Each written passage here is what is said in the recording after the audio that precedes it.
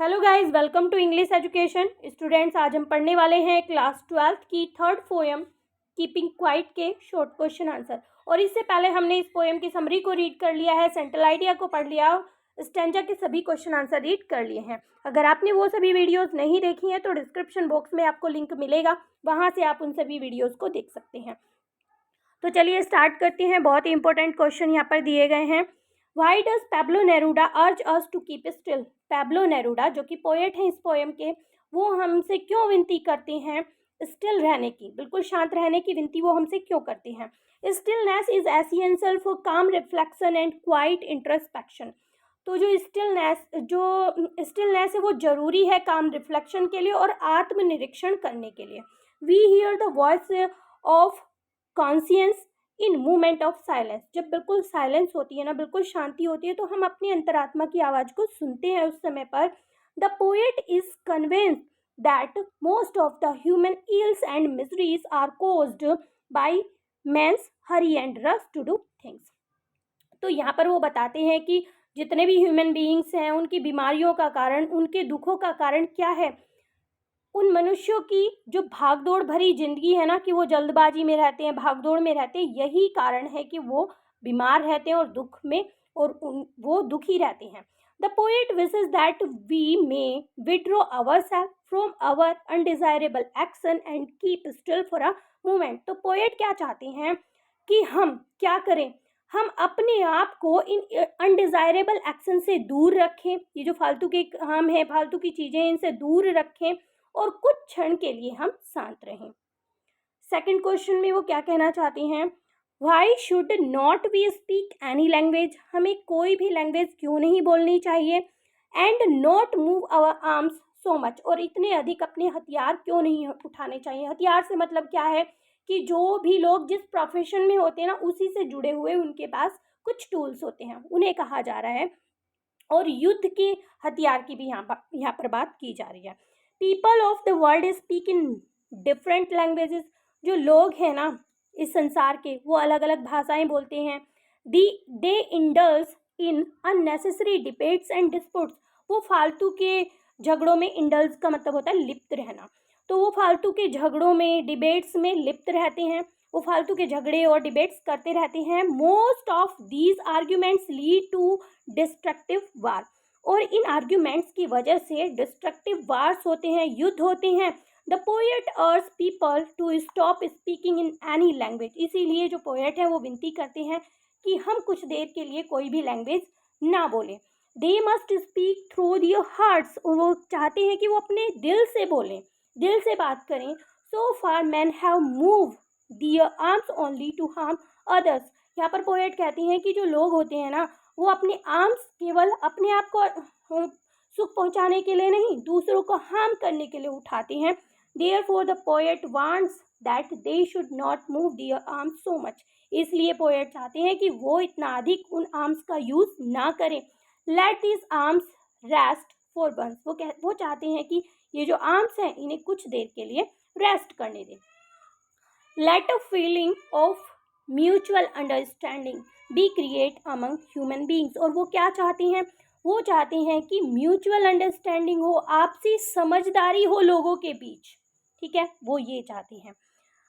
आगे देखते हैं। Pablo Neruda says we would all be together in a sudden strangeness. Sudden strangeness किस चीज को कहा गया है कि अचानक से क्या होगा? जब सब लोग अपने आर्म्स रख देंगे, स्टिल रहेंगे, तो अचानक सा अजीब सा एक क्षण होगा। तो वो क्या कहते हैं कि उस क्षण हम सभी एक साथ होंगे। when can we experience such a moment? तो इस मोमेंट को हम कब एक्सपीरियंस कर सकते हैं? why will that be an exotic moment? और ये एक एक्सोटिक मोमेंट क्यों होगा? एक्सोटिक मतलब हमें आकर्षित करने वाला मोमेंट क्यों होगा? तो देखिए, non stop activity, unnecessary rush and noise have made our life unpleasant and full of misery, pain and troubles. तो ये जो फालतू की, ये जो नॉन स्टॉप एक्टिविटी है, फालतू की भाग दौड़ है, ये शोर शराबा जो है, ये हमारे जीवन को अनप्लीजेंट बनाता है, दुखों से भरता है, दर्द से भरता है और परेशानियों से भर देता है। We must stop rushing hurrying, worrying and running. तो हमें ये सभी चीज़ों को स्टॉप करना चाहिए। Even the noise of engine and machine must stop for once. और वो चाह रहे हैं कि जो इंजन्स की, मशीन्स की जो साउंड है वो भी कुछ देर के लिए रुक जाए। Then all of us will enjoy the sudden strangeness of that moment. उस मोमेंट की जो सडन स्ट्रेंजनेस होगी ना, उसे हम इंजॉय कर पाएंगे तब। It will be a unique moment. और वो क्या होगा, एक यूनिक मोमेंट होगा। इन दैट एक्सोटिक और fascinating moment we shall feel totally relaxed physically as well as mentally. और उस क्षण, वो जो आकर्षित करने वाला हमें क्षण होगा ना, उस क्षण में हम पूरी तरह से फिजिकली और मेंटली रिलैक्स फील कर पाएंगे। What does the poet ask the fisherman and the man collecting salt to do? तो जो पोएट हैं वो फिशरमैन से और उस इंसान से जो सॉल्ट को कलेक्ट करता है उससे क्या कहते हैं वो, what does he totally want to convey this. और ऐसा वो एग्जैक्टली वो चाहते क्या हैं, ये कहने से उनका मतलब क्या है। Pablo Neruda is against any kind of violence. Pablo Neruda जो है किसी भी तरह की वायलेंस के विरुद्ध हैं। He addresses the fisherman and ask them not to harm whales living in cold sea of the polar region. और वो चाहते हैं, वो उन फिशरमैन को एड्रेस करते हैं, संबोधित करते हैं और कहते हैं कि वो कोल्ड सी के अंदर, पोलर रीजन के अंदर में जो कोल्ड सी है उसमें रहने वाले व्हेल को कोई भी हानि ना पहुंचाए। He is also against any kind of self torturing. वो किसी भी तरह के टॉर्चर को भी अगेंस्ट है, किसी भी तरह के अत्याचार के भी अगेंस्ट है वो। The man who is gathering salt, वो इंसान जो सॉल्ट को कलेक्ट करता है, गैदर करता है, हैज़ हर्ट हिज हैंड, वो अपने हाथों को हानि पहुंचाता है। He ask this man to look after himself. वो चाहते हैं कि वो अपने हाथों की देखभाल करे, उनका ध्यान रखे। And take care of his injured hand, वो अपने हाथों की अच्छे से केयर करे। नेक्स्ट क्वेश्चन है, what are the different kind of war mention in the poem. कौन कौन से वॉर को पोएम में मेंशन किया गया है। The poet is against war of all kinds, सभी तरह के वॉर के अगेंस्ट है poet. He wants a total stoppage of war, वो पूरी तरह से रोकना चाहते हैं वॉर को। ग्रीन वॉर की बात यहाँ पर की गई है, जो किसके विरुद्ध है, एनवायरनमेंट के। यहाँ पर पॉइजनस गैस से होने वाले वॉर की बात की गई है, और जो फायर से होने वाला वॉर है उसे भी रोकने की बात यहाँ पर की गई है। What alternative does Pablo Neruda suggest instead of indulging of in war. तो यहाँ पर क्या दूसरी चीज पैब्लो नेरूडा सजेस्ट करते हैं कि वो हम लोग जो हैं वार के अंदर लिप्त ना रहें, हम युद्ध ना करें। तो हमारे पास क्या अल्टरनेट हो सकता है, क्या सजेस्ट करते हैं यहाँ पर पोएट। तो देखिए, instead of indulging in war में लिप्त रहने के बजाय the people must come out of their best dress with their brothers. तो पोएट चाहते हैं कि लोग जो है अपनी अच्छी अच्छी ड्रेसेस पहने और अपने भाइयों के साथ वो बाहर आएँ। They should go out for a walk under a shady tree and enjoy themselves doing nothing। वो क्या करें, उन सब लोगों को क्या वो सजेस्ट करें कि वो बाहर आए, एक वॉक पर जाएं, शेडी ट्री के नीचे वो वॉक करें और कुछ भी ना करके वो इंजॉय करें। This would bring the feeling of togetherness themselves. और उन सब के बीच तब क्या होगा, टुगेदरनेस की फीलिंग आएगी, एक साथ होने की फीलिंग आएगी। How does the poet distinguish stillness from total inactivity. तो किस तरह से वो अंतर यहाँ पर बताते हैं, किस तरह से उन दोनों के बीच में डिफरेंस बताते हैं स्टिलनेस और टोटल इनएक्टिविटी के। Why does Pablo Neruda say I want no truck with deal. और किस तरह से वो बताते हैं कि वो ये नहीं चाहते कि आपको डेथ के साथ डील करना है। वो क्या यहाँ पर बताना चाहते हैं, Pablo Neruda is in favour of stillness और साइलेंस। पैब्लो नेरूडा जो है स्टिलनेस और साइलेंस के फेवर में है। वो चाहते हैं कि सभी शांत रहें। We remain still and quiet for some time, कुछ समय के लिए स्टिल रहें, क्वाइट रहें ऑन द अदर हैंड, और दूसरी तरफ टोटल इनएक्टिविटी को यहाँ पर बताया गया है is a permanent suspension of work. और टोटल इनएक्टिविटी क्या है कि पूरी तरह से परमानेंट ही हमने वर्क को छोड़ दिया है। तो यहाँ पर ये डिफरेंस बताया गया है कि साइलेंस और स्टिलनेस को कहा जा रहा है कि कुछ देर के लिए वो साइलेंट रहें, और टोटल इनएक्टिविटी का यहाँ पर मतलब बताया कि पूरी तरह से वो अपना काम बंद कर दे। It is just like death, तो डेथ से यहाँ पर उसका कंपैरिजन किया गया है। Stillness should not be confuse with total inactivity. वो यहाँ पर बताना चाहते हैं कि स्टिलनेस का मतलब ये नहीं है कि वो टोटल इनएक्टिविटी रहे, मतलब कुछ भी काम ना करें, उनकी डेथ हो जाए, ऐसा वो नहीं चाह रहे। Life goes on as usual, जीवन फिर से ऐसे ही चलता है। There can not be anything like total inactivity.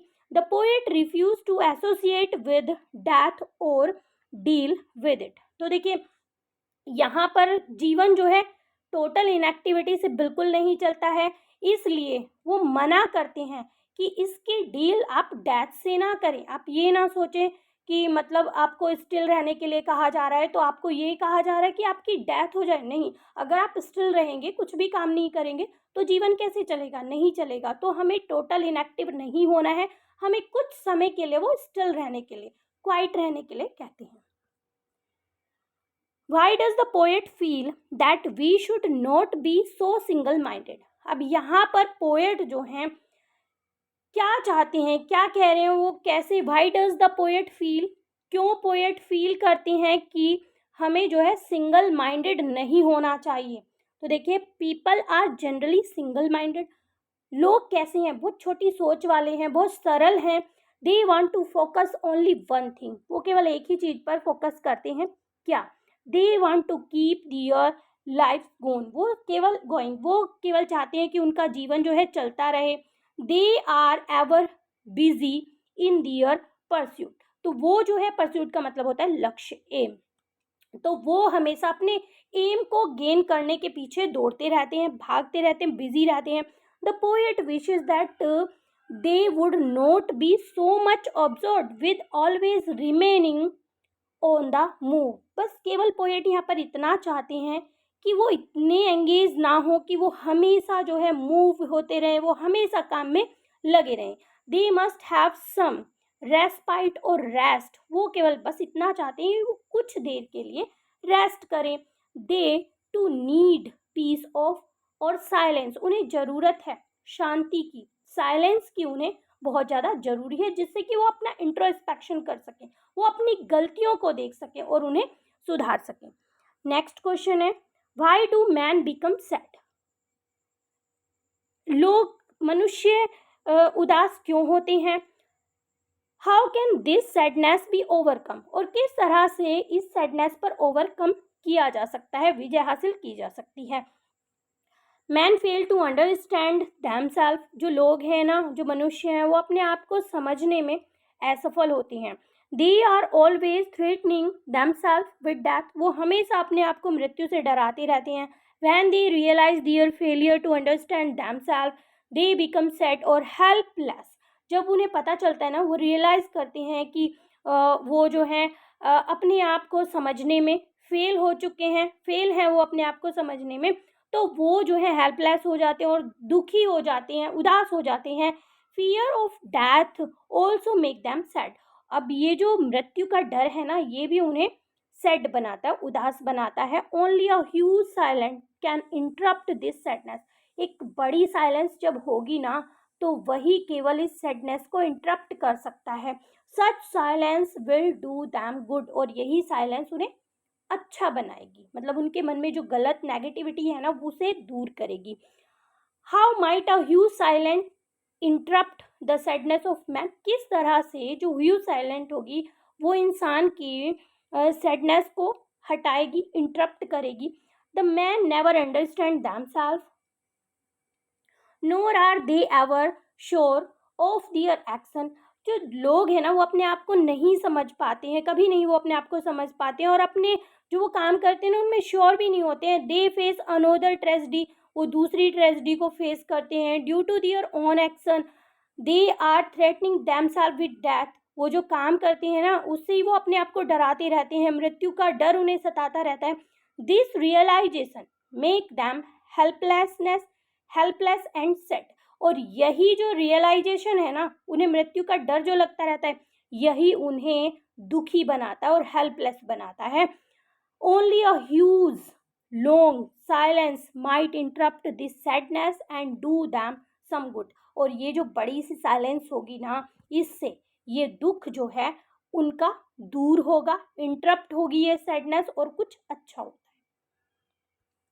Under the apparent stillness, there is life. Justify this statement giving an example from the poem Keeping Quiet. तो ये जो एक स्टेटमेंट है apparent stillness, ये कहाँ तक सही है, इस स्टेटमेंट को हमें जस्टिफाई करना है ये जो पोएम हमारे सामने है इसका एग्जाम्पल देते हुए। तो देखिए, Pablo Neruda not equate stillness with total inactivity. यहाँ पर पैब्लो नेरूडा का मतलब ये नहीं है कि वो टोटल इनएक्टिव हो, ठीक है। He believes that under this apparent silence there is life. वो विश्वास करते हैं कि जो स्टिलनेस होगी ना, इसमें जीवन होगा और सही होगा। We can learn it from the earth. वो एक एग्जाम्पल भी देते हैं कि ये जो स्टिलनेस है ना, और इससे क्या अच्छा होता है, ये हम किससे सीख सकते हैं, ये हम अर्थ से सीख सकते हैं। When everything seems dead, अर्थ के ऊपर हर एक चीज क्या दिखाई देती है, डेड सी दिखाई देती है, जो नेचुरल चीजें हैं। The earth still remains alive. फिर भी जो अर्थ है वो क्या रहती है, वो जीवित रहती है। The earth is never dead. Earth तो कभी भी नहीं मरती है। The life on the earth goes on as usual under the apparent silence. मतलब साइलेंस होने के बावजूद भी अर्थ के ऊपर जीवन चलता रहता है। तो बिल्कुल ऐसा ही यहाँ पर उन्होंने समझाने की कोशिश की है पोएम के माध्यम से। Justify the title keeping quiet. तो कीपिंग क्वाइट जो टाइटल है उसे हमें जस्टिफाई करना है। The title of the poem is keeping quiet, appropriate and logical. तो ये जो टाइटल है ना, कीपिंग क्वाइट, ये बिल्कुल सही है और तर्कसंगत भी है। It suggest the necessities of quite introspection. इसमें सजेस्ट किया जाता है कि ज़रूरत है हमें इंट्रोस्पेक्शन की, आत्मनिरीक्षण की हमें ज़रूरत है। The people of the world are over active and always on the move. अब यहाँ पर जो लोग हैं ना इस संसार में, वो हमेशा एक्टिव रहते हैं, ओवर एक्टिव रहते हैं और हमेशा मूव करते रहते हैं, यानी कि काम कुछ ना कुछ करते रहते हैं।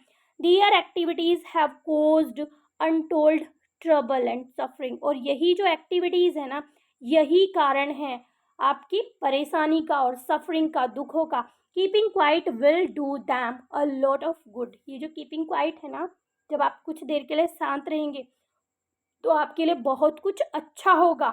It will save them from many harms. तो इससे क्या होगा, लोग जो है बहुत सारी हार्म से बच जाएंगे।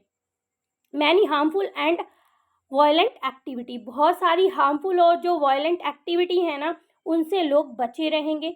More over it will help in reflecting over the fate of man and help in creating a feeling of mutual understanding among human beings.